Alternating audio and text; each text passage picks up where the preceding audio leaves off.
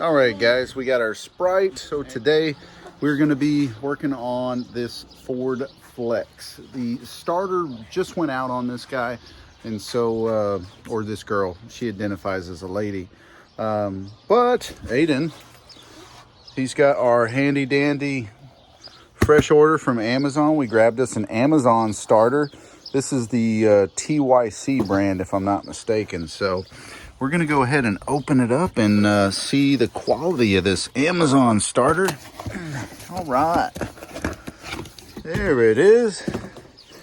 TYC. So on Rock Auto, they had this listed for $68. On Amazon, they had it listed for $72, and there was no core charge. So I went ahead and pulled the trigger on it, and it got here in about 3 days. This is Mama's car, and the starter is completely dead. So I'm optimistic that changing out the starter is going to be our fix, but we'll find out. We're going to have some fun with this, so stay tuned. First things first, we got to get our tools. We're going to go ahead and put you guys on a time lapse, so hang in there. Pop in the hood. Let's go ahead and jump on the battery for starters.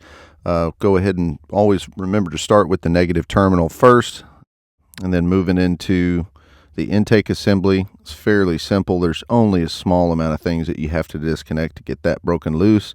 I swung it off to the side just because it does have some tabs that in order to take them out, you almost have to break them. So pulling the air box out, there's only a couple screws that hold that bottom portion of the air box in. So once you get that out, you can go ahead and clean up, free up some space. See, then I'm working on to getting the battery tray out. And there are quite a few bolts that are holding the battery tray in. There's several of them. I think there's 3 that are like on the top side, and then there's also one on the kind of by the headlight that's hanging down by the headlight. So it pops out once you do that one.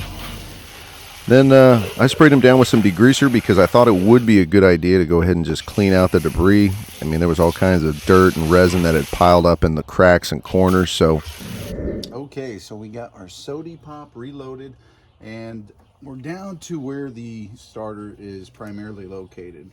As you guys can see, it's hiding just on the other side of the main cables.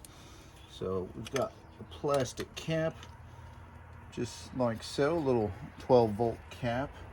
We'll put that up here. Remember how that goes. And we'll be able to disconnect our main cable here and get these other guys off as well. So it is recommended that you disconnect the shifter cable linkage assembly and actually separate it so you can move this rod off to the side.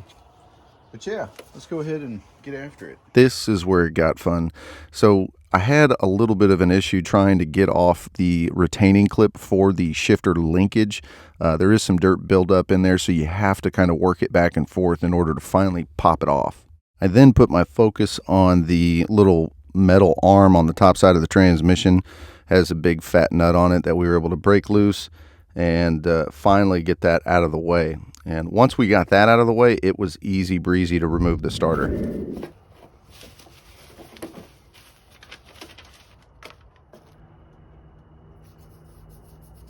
As you guys can see, they are pretty much identical all the way around. They even have the same casing design on the outside there. The OEM looks to be, of course, the best quality, but I actually have one of these TYC starters on my F-150 that I use pretty regularly, so I know it's of decent quality. So, and if Rock Auto's selling it, then you know it's pretty decent.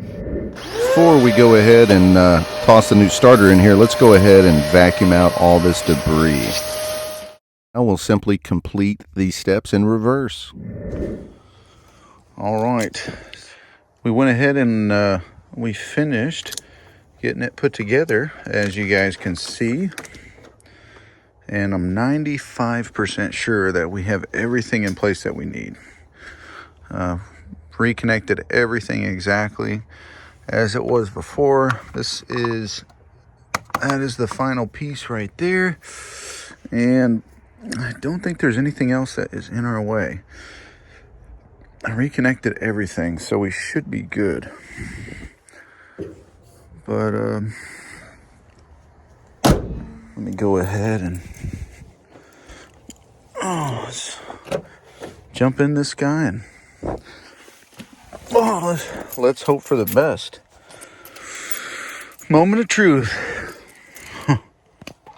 All right.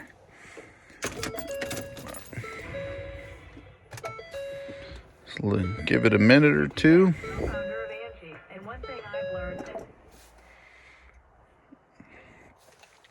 Please, please, please work. All right, there it is. That was the issue. It started. Let's go ahead and zoom in here.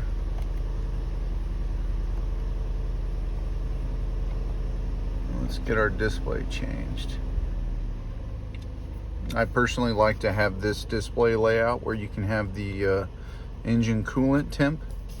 Yes, I understand the tire light is flashing. That's normal. That's just to be on the safe side. Let's double check and make sure that remote start works. There she is. She's running. I hope this video helped you in one way or another. Please subscribe if you can, and we will see y'all on the next one. Take care.